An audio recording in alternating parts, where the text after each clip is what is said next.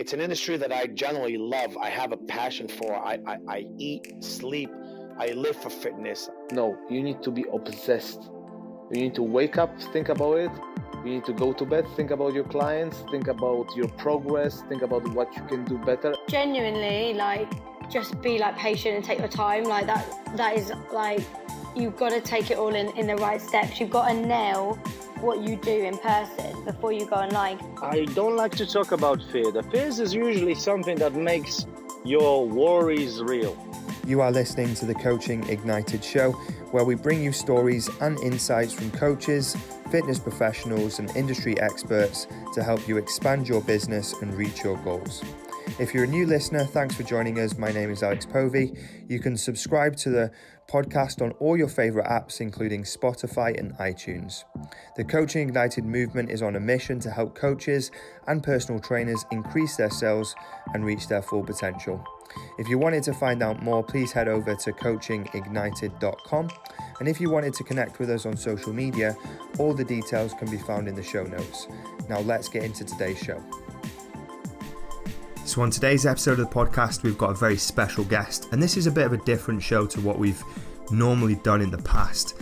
And we've got on Mike Reid, and he's the co-founder and global director of Dent Global. And they're a training and advisory company that runs business accelerators for founders of 6- and 7-figure revenue service firms. And by the age of 26, Mike was consistently running highly successful large-scale promotional campaigns, generating tens of millions of dollars of new business. And on this show, we really dive into the book, The Key Person of Influence, that his business partner Daniel Priestley wrote. And we dive into the importance of really positioning yourself as an expert and what that can do to your business. So we look at books, publishing, pitching and profiles, and things that are really going to help you stand out in your business in 2019. So sit back, relax, and enjoy the show. And if you enjoy it, feel free to share it on your stories, on your social media, and tag us in so we can get more awareness, more reach, and more people enjoying this content too. All right, so we're live, Mike. I just want to say thank you so much for being here, first of all.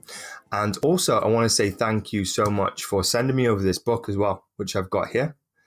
And I've read this. I literally devoured it within 4 sittings. And for anyone obviously listening who can't see it, it's the book called Key Person of Influence, which is associated to your company. And I absolutely love this book. And I'm sure we're going to get into it. I'm going to talk about it. And I actually booked onto the event that's next week in London on the 20th of February because I liked it so much. I'm like, I need to get to this event. I love what KPI is about. And I'm sure we can get into that and we can talk about that in great detail. But in terms of your backstory, your involvement, I would love for kind of the listeners to hear how are you involved in this company and your story and how this all started.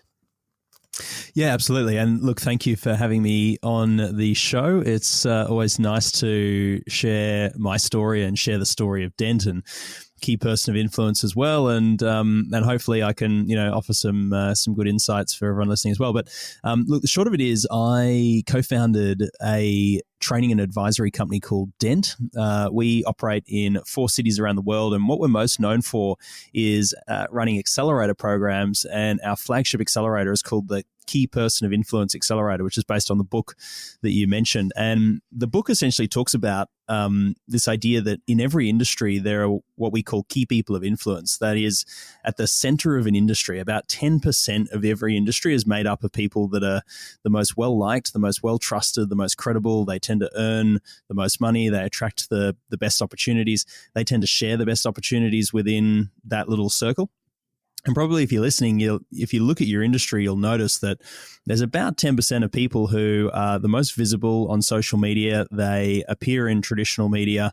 They're winning the best deals. They're most well-known, well-liked, well-recognized, etc. And the thing we noticed about 10 years ago, was that those people weren't technically better in their field compared to everyone else. They didn't, it wasn't like the accountant had superior accounting skills compared to every other accountant.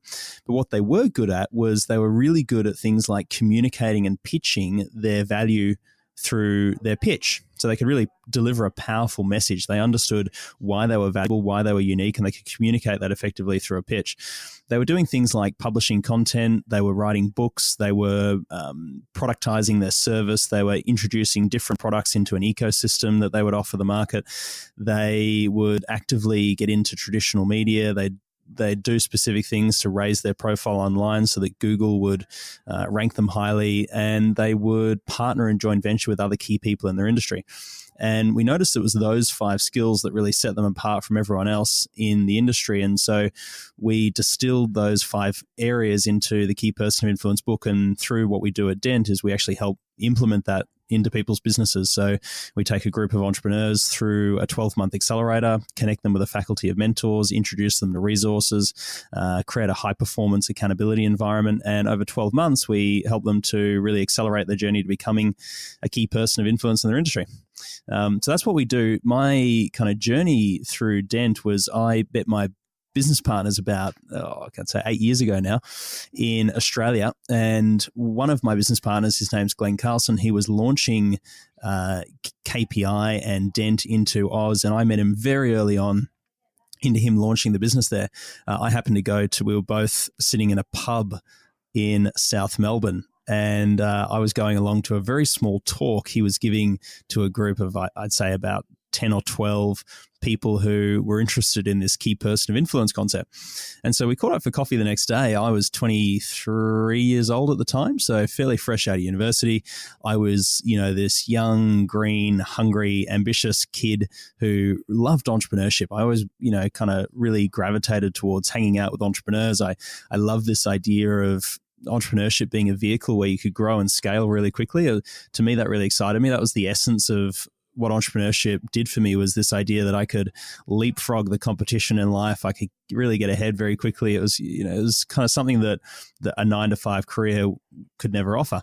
However, at the time, I didn't have a lot of experience in business. I was full of enthusiasm, but no real skills. So when I met Glenn, it was a perfect match because he was looking for someone like me to come along and help him grow and scale a business. And so I joined forces with him. We started kind of quickly scaling. I can sort of share the story as to how we did that. Within a couple of years, we were on the BRW Fast Starters list in Australia, which is one of the fastest growing young companies in the country. And kind of the rest was history. I invested into the business, bought into the business, and sort of joined as a co-founder partner in the business very, very quickly. And, here we are today, 8 years later. I'm sitting in Toronto, Canada, having left Australia. Glenn's continuing to run the business over there. We've got a fairly large office in the UK as well, and I'm here to launch what we're doing in Toronto. Amazing. Absolutely love it. So in terms of like all these different fragments of the business, I've noticed when you go on the website, there's tons of people that are involved in this operation, and it's a global thing, right? How does that look? Like, how is it fragmented, and what is it made up of? Have you got all these little events, all these little offices? How does it all work? Mm-hmm. Yeah, that's a really good question, actually, because it's probably not a question I get asked so often. People look at us and go, oh, these guys look like a big organization with a big brand and all those kind of things, but probably not too many people dig into how we create that global small business, because ultimately we are a small business, but we've got that global footprint. And I think the reason why we're able to do that is because if I break it down, there's a number of different reasons. So going back to the key person of influence methodology that I spoke about before, one of the components of that is called productizing. And what that means is we tend to work with a lot of service-based businesses, like accountants, consultants, coaches, lawyers, etc., where what they deliver is through their skills and experience and expertise. So I know you've got a lot of coaches who listen to this podcast. We work with a lot of coaches as well, personal trainers, fitness trainers, where the value of what they do is based on their hand skills. It's based on their intellectual property and the knowledge in their head. And often the big problem they tend to struggle with is they have to show up and deliver that. So they're handcuffed to the delivery process of their value. And the simple reason why that is because that person hasn't necessarily gone through a process to extract and unpack their intellectual property and formalize it into a more systematic way it gets delivered, where someone else with equal skills or experience could come along and deliver it on their behalf, or even better, they could find someone who's got even better skills in each of the components of how they deliver value to the market and package that up together, and all of a sudden they've got an even more valuable product, which is exactly what we do. I'm not here to profess I'm the guru of business, but what I do is bring together a whole faculty of gurus, a whole faculty of very experienced mentors who, when packaged together, we offer that as a product to the market called the Key Person of Influence Accelerator. So it's that principle of how do we break down, kind of like a production line, break down the process from taking someone from where they are now to where they want to be, and start to sub in the expertise, the people, the technology, the systems, etc., that a client could go through that system, get an incredible outcome or a result, and it doesn't necessarily rely on me having to deliver it. So that's the kind of the first component of scale. You need that productized, repeatable, scalable product offering.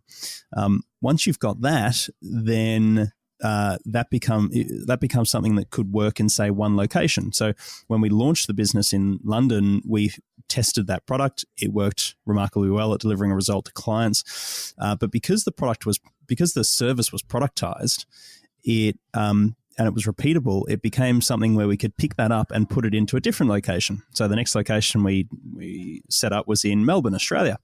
And my business partner, Glenn, came over there, launched it. I met him. It's where we all began. And so all of a sudden now we're in 2 locations, and we've got a leader in each location who's managing and running that location. But the process, the way we deliver a result to people, the way we deliver the product is exactly the same in each location. We've just picked up what's worked in one and we've transported it to another with the right person who could lead it. Then as we opened up more cities, we continued to replicate that process essentially by finding the right leader who could come along and execute upon a working model already. So the start of this process is about proving a model and a process that works in one location. So do a micro validation of a product and a business by getting it working in one spot, and then through documentation, through systems, through technology, all of a sudden we had the tools, the resources, and the assets where another talented individual could come along, pick up all those tools and go, I can see what you guys are doing. The tools and the resources are there. I can see how it works in one location. I'd love to take that package of that business and set it up in a new location.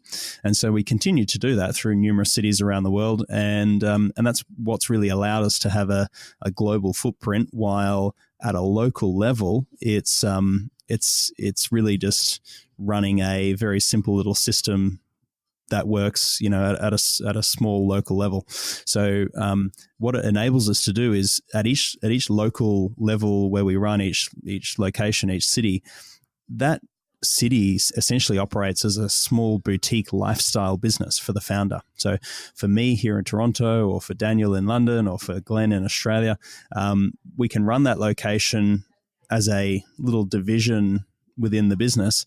And for the founder or the leader of that location, it allows them to, run a profitable, enjoyable, fun lifestyle business as a key person of influence in that location, without the headaches and the hassle of needing to manage a global, a global organization, which all of a sudden turns into what we call a performance business, where you've got, significant governance issues and all sorts of other different things. It's far more significant systems and processes and all that sort of jazz. So we're essentially a collective of small little businesses, and bundled together, it makes us a much bigger business. Yeah, it makes perfect sense. Does that make sense? So in terms of like these key things in the Key Person of Influence book, we've got them broken down into pitch, publish, product, partnerships, and profile. Right, those are the 5. Is there 5 in total, or have I missed one? There's 5, correct. So in terms of like the audience, like most of My listeners will be like personal trainers or coaches. Now, can we kind of go through each one of those and kind of talk about how these things are important to those type of people and why they should be working on those key things in order to make them influential in their space and how they can do this? Because obviously I know and you know how to do it because I've read the book, you built the company, but these guys don't really understand the methodology behind it. So I'd love to dive into it and really go through each point and see why they're important and what they can actually do for your business. So maybe we should start with the pitch, because you opened with the pitch, right? And why that was so important.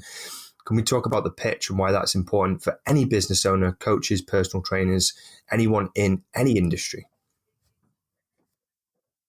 Yeah. Okay. Good question. So I think it's tempting as a business owner, particularly when you're a service business, to feel like the quality of the work that you do should stand on its own 2 feet, and that if you deliver a really great service to people, that in and of itself should help you, get much more known and recognized, or that's enough in and of itself. And unfortunately, it's not. The reality is you could have a really superior product, but if you can't pitch it, you're dead in the water. Whereas someone with an inferior product, really frustratingly, if they have a much more effective way to communicate the value proposition of that to the market, they'll tend to do better. So there's a saying we have with our clients that you get what you pitch for, and you're always pitching.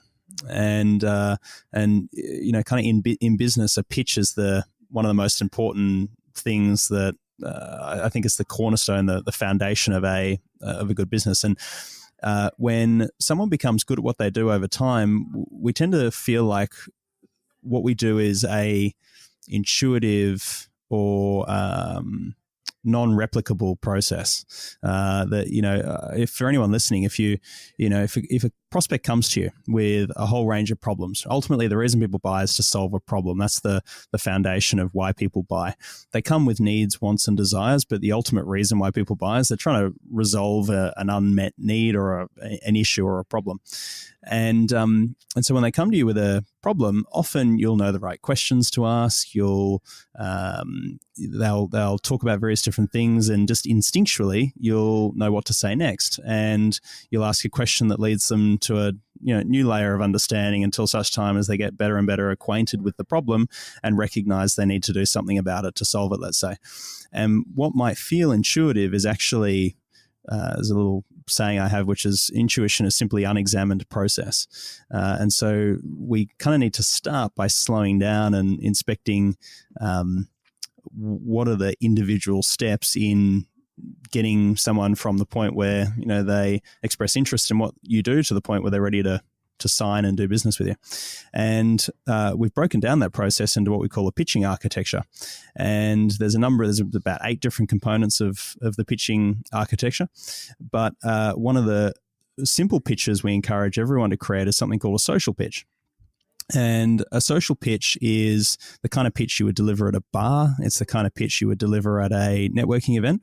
And the way to remember the social pitch is to remember name, same, and fame. Now, let me explain how you would deliver that. So if I met someone at a networking event, when I first introduced myself and they asked the question, what do you do? I would say something along the lines of, well, my name's Mike. I run a training and advisory company called Dent Global. Now, training and advisory company is not unique. There's plenty of training and advisory companies out there, in the same way that if you're a personal trainer or a coach, when you say, hi, my name's Tim, I'm a coach, that doesn't differentiate you or make you unique. And the temptation for most people when they're pitching is they want to instantly try and differentiate themselves. And that's a mistake. When you first communicate who you are and what you do to someone, our minds want to be able to put you into a box. We want to know kind of where do you fit in.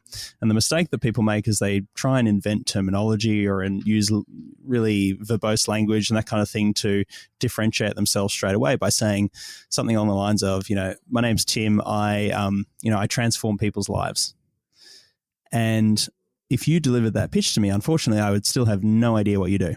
You could fit into so many different buckets and so many different categories that the pitches, it's non-information. There's nothing really relevant in there. So the very start of a pitch needs to start with who you are and what are you the same as everybody else in. When you can put yourself into that category or that box, then from there, the next stage in the pitch is to differentiate yourself. So I'd say, my name's Mike. I run a training and advisory company called Dent Global. We specialize in working with the founders of 6 to 7 figure revenue service-based businesses. And we're ultimately known for helping establish them as key people of influence through a 12-month accelerator program. And at that point, I've now established who we work with, 6 to 7 figure revenue companies. What we do, we run an accelerator program, and what we deliver as an outcome, we establish them as key people of influence. And that's the part where I can differentiate, and that's why we call it fame. It's the little part of what you do that makes you unique, different, makes you famous type thing. And that's something I could deliver in 30 seconds, and we call that the social pitch. In a longer pitching structure, we have a pitching architecture we call the capstone pitch architecture. Capstone is an acronym for clarity, authority, problem, solution, opportunity, next step, essence. Those are each the eight stages in the pitching architecture. The social pitch I just mentioned, that's the clarity step of the capstone architecture. So if I had if I had another half an hour to have a conversation with that person, if they were interested in talking more, I would very gradually and slowly work my way through the capstone architecture in a conversational format. And so once I delivered that part of the pitch, they might ask the question, and hopefully they'll ask the question, sounds really interesting. Can you tell me more about that? At which point I can then go to the next stage in the pitching architecture. Now, whenever you deliver a pitch shouldn't be a scripted, monologue. It's a dialogue. It's a conversation. And so ultimately, a pitching structure allows you to be flexible in your conversation, but also take people through a very deliberate conversation architecture that's designed to tick the boxes in the right order in people's minds to have them persuaded, convinced, compelled that you've got something valuable to offer them that's relevant. And there is a decision-making psychology that's unspoken, unconscious, in how we evaluate ideas and how we evaluate a value proposition. We've just broken down that psychology and in terms of what are the boxes that human beings need to tick to see something as credible, as relevant for them. It addresses a problem or a need that they've got. It demonstrates how it solves that problem. It gives them an opportunity to solve the problem. It gives them a next step to take. That kind of decision-making architecture, we can create the opposite of that, which we call a pitching architecture that talks to each of those points that they need to tick to get to the end of the conversation and be really interested in taking a next step and solving the problem that they've got, if they do have that problem. Like when you Does that make sense? explain it, it's very in depth and thorough because obviously we're exploring the actual pitch itself. But if we were to go from just like a bird's eye view and just simplify the whole thing for people to really just grasp, you mentioned something at the start of what to remember. Maybe if we can repeat that, or just summarize it into maybe the key 3 things you need to remember when going through a pitch, and that'll give you the best chance of converting someone into a sales process or potentially a client. So one of the principles is always simply pitch the next step. What that means is if you first meet someone, don't try and close the business straight away. People need to go through a process of research, of evaluation. All of that stuff takes time. They need to build a relationship with you. Anyone listening would understand that. And so whenever you're pitching, your goal of a pitch is always just to get to the next step. So if you just meet someone for the first time, the next step might be simply meeting them for a longer meeting. So if you met them for 15 minutes, your goal is to meet them for an hour. If you're getting positive feedback from someone initially, the mistake is to try and rush into doing business with them.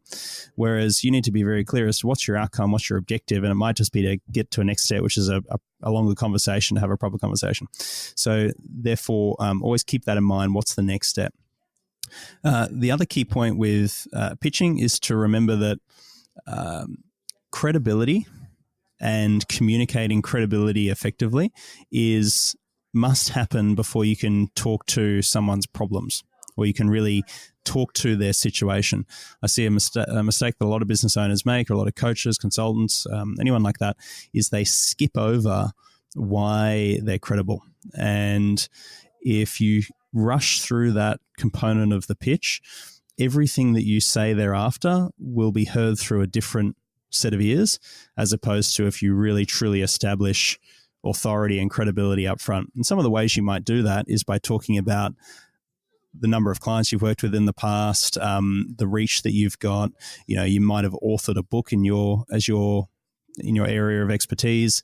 You might have achieved certain results in the past that are really fantastic results.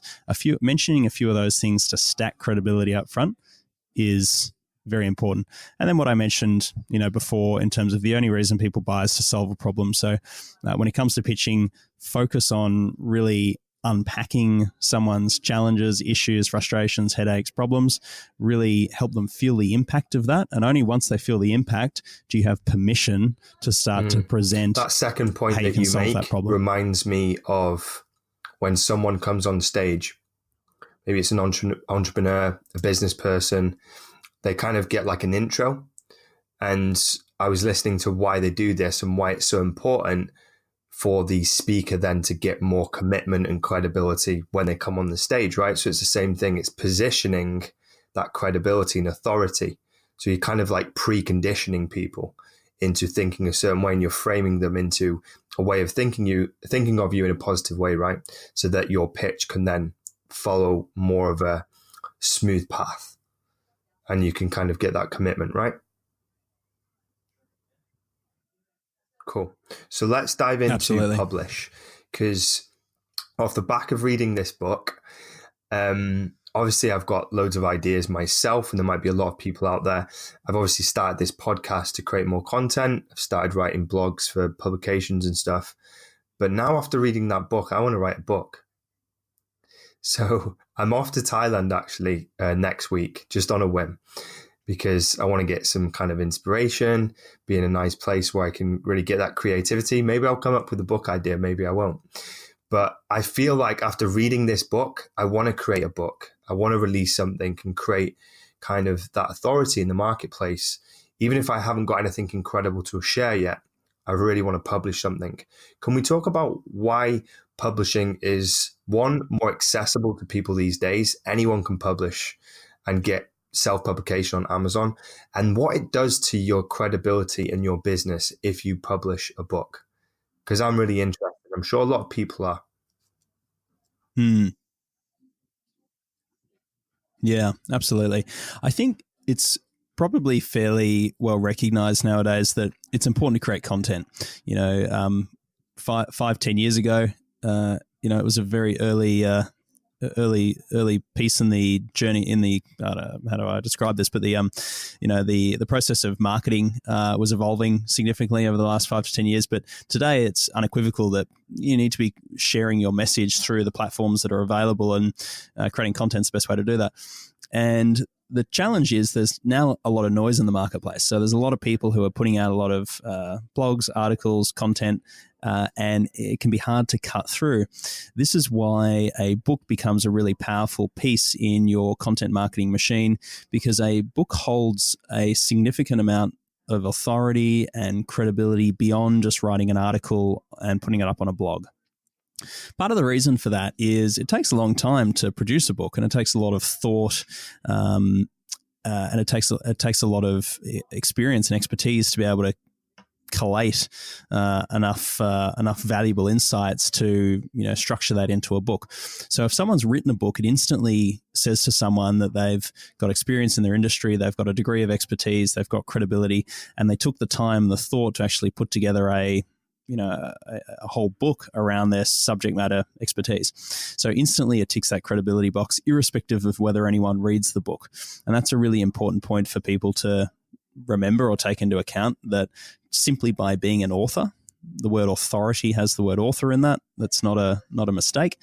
That gives them an accelerated level of credibility and authority in the eyes of people that they talk to. What that then allows is the ability to leverage into certain circles you wouldn't normally get access to. It gives you greater leverage to get into media. It gives you more leverage when you're talking to prospects.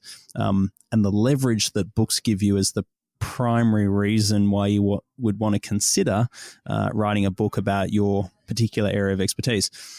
Now, if you're listening to this and you kind of like what I'm putting down in terms of that idea, of course, there's a lot of planning that goes into structuring a book in such a way that it is valuable, it communicates powerful ideas, and what we do through the Key Person of Influence Accelerator is help people with the structure of how to do that. So typically our clients take about 6 to 12 months to put together a book, which for most people is actually quite a short period of time, but consistently is probably one of the most powerful things they can do to really accelerate their credibility.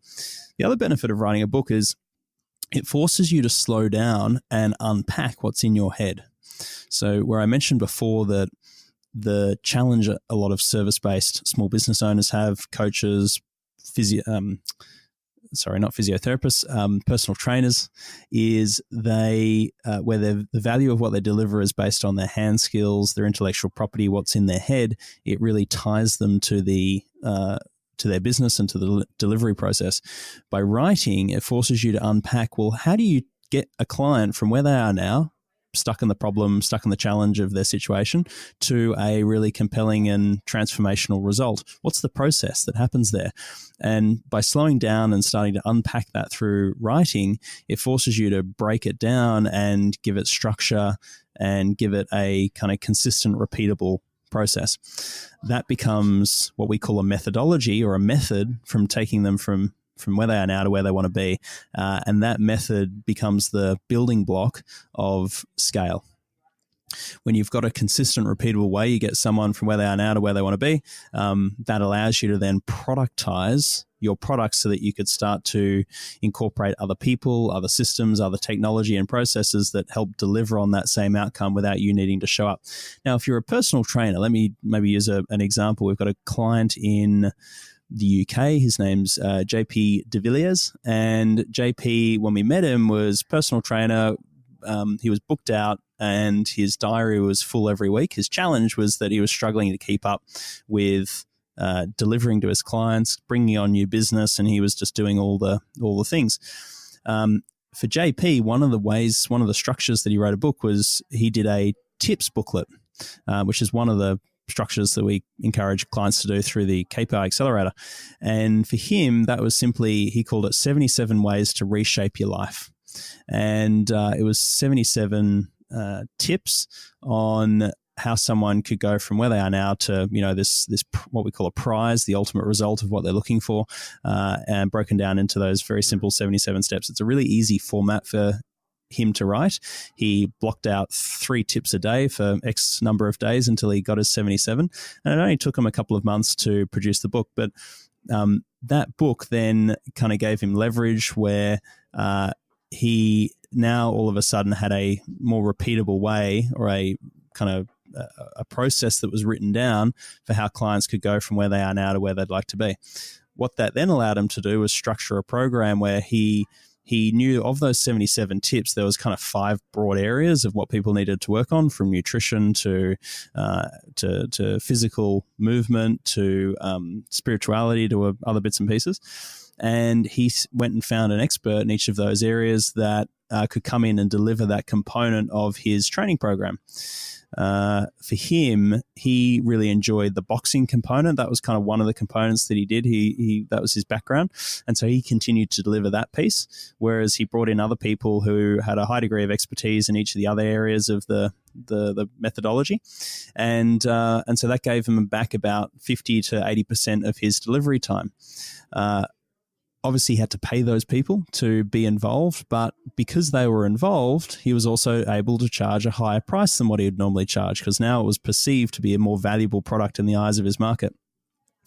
But the free time that it gave him allowed him to focus more on what he should be focusing on as the founder and as the leader of his business, which is bringing new business in the door, sales and marketing, doing the things that's going to drive more leads in, have more conversations, bring on more clients, and get him more focused on growth as opposed that's really to interesting. being stuck on the hamster wheel of delivery. Managed to take him out of the business so that he can work on the business. And so it's actually a business. He's not just going about and doing a job anymore. Because anyone that's kind of self-employed and working for themselves, let's be honest, they're not business owners. A business is multiple people that you're managing from above. Otherwise, you're just an employee of your own business, right? And you're just a worker bee. So that's super interesting that a book can have that effect on someone's business. And it's very encouraging right now because, like we said, writing books it might be challenging to write the book, but now it's so easy to publish them, right? We could get them up quite quickly on Amazon by self-publishing and not even have to go to printing presses and get them done. It could just be an ebook, right? A downloadable one, an Audible.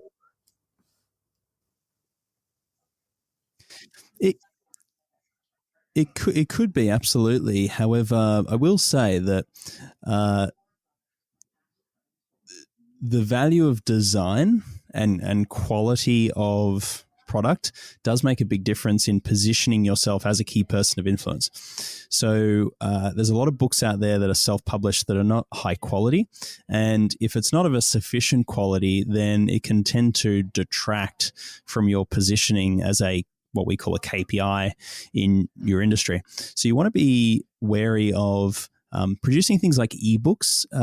Don't carry the same level of credibility or authority as a physical book. Part of the reason, I know we live in a digital economy, but a traditional paper book has what we call thud factor. You can bang it down on the table in a prospect meeting, and that gives someone a very tangible feel for your authority, credibility, experience, expertise, and it's something they can take away, they can pass on to a friend, read at home, whereas typically what happens with an ebook is it sits on the hard drive and, sometimes people read it, sometimes they don't. So there's an ecosystem to create here. Just creating one book and not producing any other content isn't enough. There kind of needs to be an ecosystem of stuff out there. But again, there's lots of ways you can produce one bit of content once and repurpose it into a number of different forms. Whether it be that written manuscript becomes a physical book, plus it becomes an audio book, is what you alluded to. You might take a summarized version and turn that into the ebook. All these different kind of repurposing things become available once you produce that book manuscript. So we really encourage our clients to create the manuscript, and even if it doesn't make it all the way to being a book, even though we really encourage our clients to, just having the manuscript then gives you a lot of flexibility to repurpose it into many, many different forms. There might be a few 10 key ideas in the book where you go out and interview 10 experts in your industry around that and record those interviews, and all of a sudden that becomes a 10-part series, a video on your YouTube channel or a podcast or whatever it may be. So what you'll notice is the act of writing forces you to slow down. It forces you to really explore your knowledge and explore your intellectual property, and then it gives you a foundation to go out and create a whole bunch of other digital assets, products that will ultimately drive more business. So it's the start of a journey towards obviously you think it's scale. A crucial part of this KPI thing, and so anyone thinking of going about writing a book, step one, what do? Just start jotting it all down on paper and then try and structure it from there? Or do you plan first? So do you set out a plan of how it's going to go, or do you just try and write? How would you go about it? Is there a good or bad way to do it?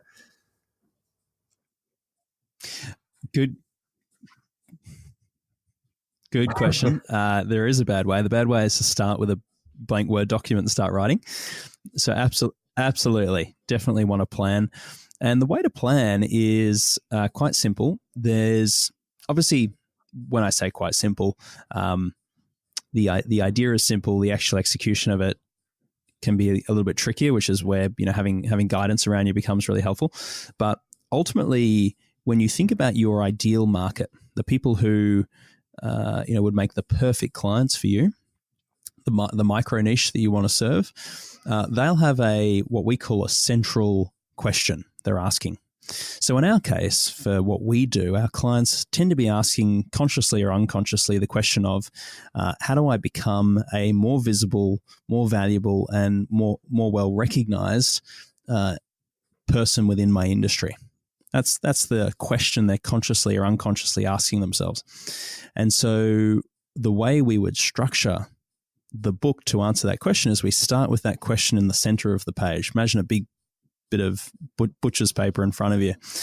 And then with that being the central question, we then pair off like a mind map. What are all the other little questions relating to that big one question that they're asking?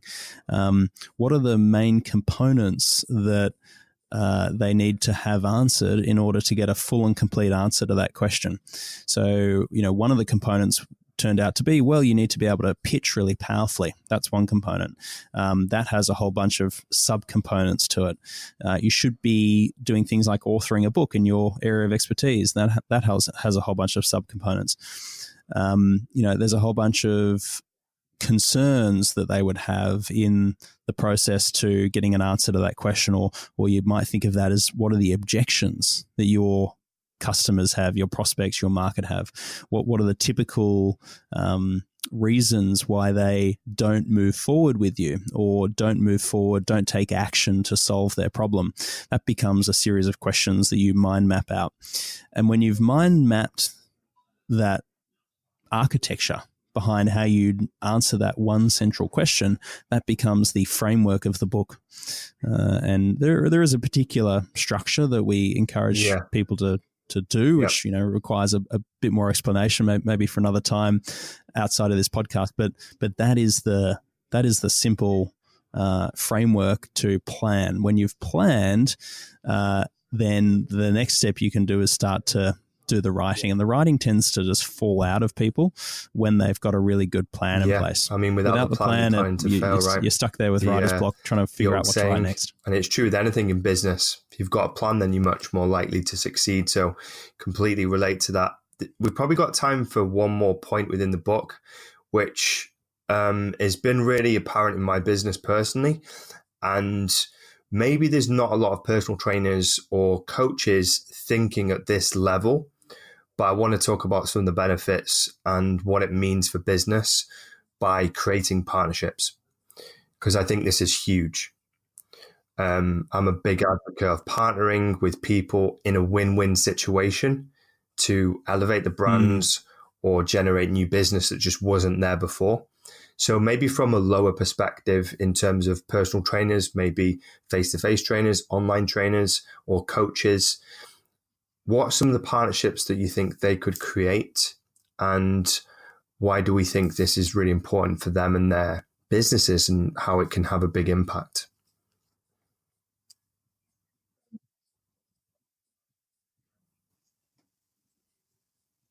Really good question.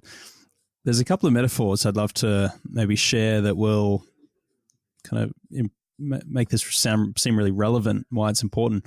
Often what I say to people is, imagine you went out onto the football pitch against a team of 11 people, and you simply went out there on your own, if you're a solo entrepreneur or whatever it may be, and you said, look, once I score a few goals, then I'll bring the team on to help me, kind of continue to play the rest of the match. And this tends to be a challenge that a lot of solo entrepreneurs or, just freelancers or consultants or coaches or whatever it may be have, is feeling like because they don't necessarily have a lot of growth or scale at this point, that they can't collaborate or work with other people or bring other people onto their team that would help them, be more effective. It's kind of the chicken before the egg problem of needing the cash first. And this is where partnerships become really valuable. If someone came to me and said, "Hey, I'd really like my business to impact the lives of 1,000 people this year," I might initially be skeptical and go, "Okay, well, tell me, how are you going to do that?" And if you say, "Well, we've got this new product we've developed, and we've actually put together a partnership with one of the biggest retailers in the UK, and they've agreed to have a stand in each one of their 60 locations around in 10 locations around the UK to promote this exciting new product that we're launching." All of a sudden, with that partnership in place, I might say to you, "Oh, why only 1,000 people?" So all of a sudden, the outcome that you're looking to achieve can change significantly just by virtue of the partnership that you've got in place to help distribute that, let's say, in that particular example. So partnerships is really built around the idea that whatever you're missing in your business, there's someone who already woke up with that missing piece of the puzzle today. Just in the same way you've spent a lot of time building your particular piece of the puzzle of your business, and you've invested a lot in developing that might come in the form of a really fantastic product or service. You've developed some unique intellectual property, whatever it may be. But what you may be missing is a ready-made audience of people who that product or that intellectual property would be relevant for. The slow way to go about scaling that business is to go out and not only develop the valuable and unique intellectual property, but also go out and spend the time one by one developing the audience as well. Whereas when you can sit there and go, "Okay, I've got one valuable piece of the puzzle. Who out there has already woken up today with a audience of people that this IP, this product would be a perfect fit for?" And you may want to go out and create a list of who are the communities, who are the influencers, who are the organizations that already have access to the market, the audience of people that you're looking to attract, but you may not, you don't have a competitive overlap with. And looking at that list of organizations or people, they might have let's say it's an influencer who has an audience of people that are the perfect people you're looking for, yet they may not necessarily have a way to commercialize that audience. They may not have a product or a service themselves. And so if you could bring your piece of the puzzle together with their piece of the puzzle, all of a sudden you can be really valuable and useful to one another. That might come in the form of them sharing, your unique insights, whether it be through a podcast, whether it be through a product or a service with their audience, in exchange for them taking a cut of the, revenue or the sales that are made, as a result of that promotion. So that spirit of partnership is really the kind of the key thing that turns on the money tap and the leverage for a lot of our clients, when they can start to see, what's the piece of the puzzle they've got, what are the pieces of the puzzle I'm missing, and then how can I fit my piece together with their piece in a way that we both benefit. A lot of kind of thoughts going on in my head about those partnerships and tapping into those audiences. And that's what was really profound for me when you said people can wake up with one part of the puzzle, but they might not have the other part. And then when you said it could be the whole audience, and people are starting businesses every day and they've got this great product, but they don't have the audience. And so they can build it really, really slowly, or they can just go and tap into someone that's already got the audience. I want to dive into that. Yeah, go on. Can I make a suggestion around that? That, someone might be sitting there with a really fantastic, you might have, an amazing way that you deliver a physical transformation to someone or to your market, your clients, but no one knows about you, and you're fairly, invisible and not well known. Now, you've got this great product, but your ability to go out and have the leverage to access a influencer or an audience or a database may be pretty minimal at this point, because you may not necessarily have a lot to offer other than you could give them a slice of the pie, if they were to promote you. But that may not be enough credibility or enough cut through to develop that relationship with that database. However, if there were some people who already have a significant brand equity within the market. So there might be other personal trainers, coaches, organizations that already do have a really powerful brand in your space. If you could do a brand partnership with them where essentially they are willing to endorse and support this really amazing product that you've got in exchange for, some kind of value in return, and you were to put together a few of those deals where you might have a large equipment supplier who's partnered with you and they come on as a inverted commas sponsor, which in reality might look quite simple, where it's like in exchange for being able to use their logo and their brand on your website, you give them a whole bunch of free slots for their staff to go through your transformation program, let's say.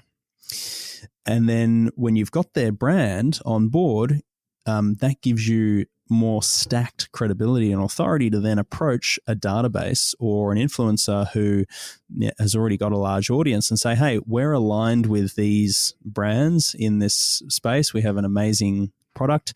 These credible brands are endorsing and supporting this product.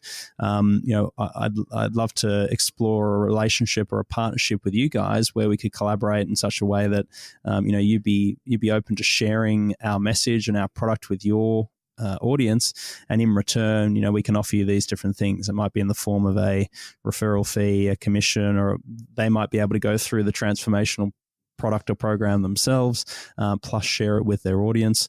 But now all of a sudden you've got additional leverage, and so that's a good example of absolute gold. Using partnerships to be able to very rapidly accelerate your way into the inner circle. In terms of those pieces coming together, but so simple if you can obviously execute this first part and get someone credible on board. But yeah, absolutely love that. That's golden.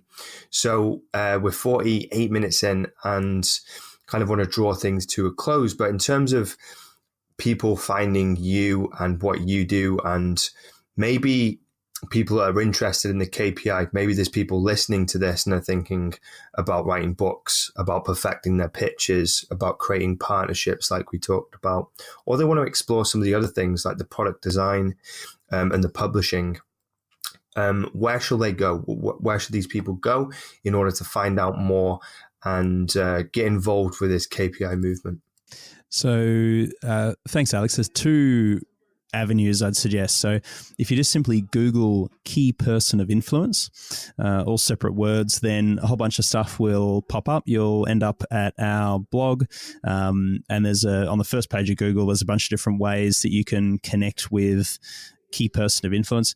One of the things I would recommend is we have something called the Key Person of Influence Scorecard, which is a digital evaluation tool that we developed. It's been used by 40,000 entrepreneurs around the world, and it gives you 40 questions, which is designed to evaluate how much influence you have in your industry right now, how strong or weak you are in each of the 5 areas. It's a free tool. It comes with a customized report at the end of it. And that would be a really kind of great first step to figure out what are the areas that you're doing well in and what are the areas that need some improvement.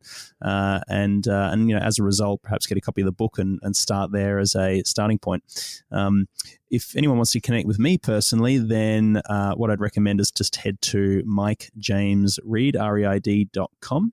And there you'll find a whole bunch of different projects I'm involved with. I'm actually launching my own podcast at the end of this month called the Dichotomy Podcast, which is about exploring how entrepreneurs can find more balance in business and life and master some of the challenges that they've faced in their journey.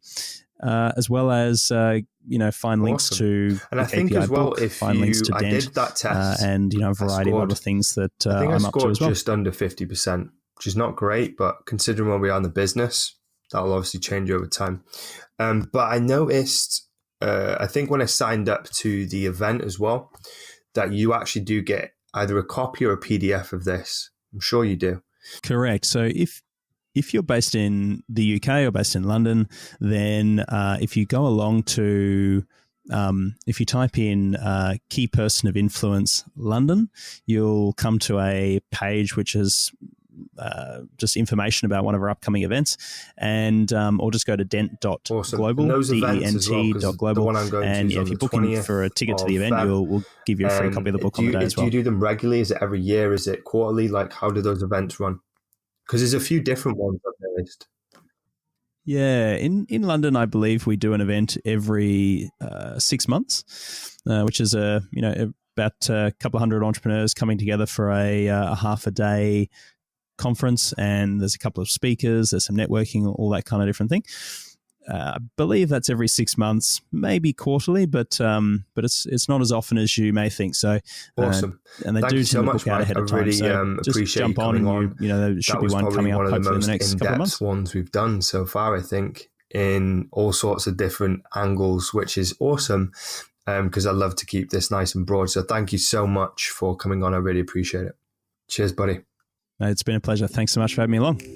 Thanks, Alex. Thanks for tuning into the show. I hope you enjoyed it, guys. If you did, head over to your favorite app and leave us a short review. I'd really appreciate that. And if you wanted to learn more about our products and services, head over to CoachingIgnited.com. And if you wanted an awesome website built for your coaching business, head over to our partner company, SavectorMedia.com. That's all from me. See you soon.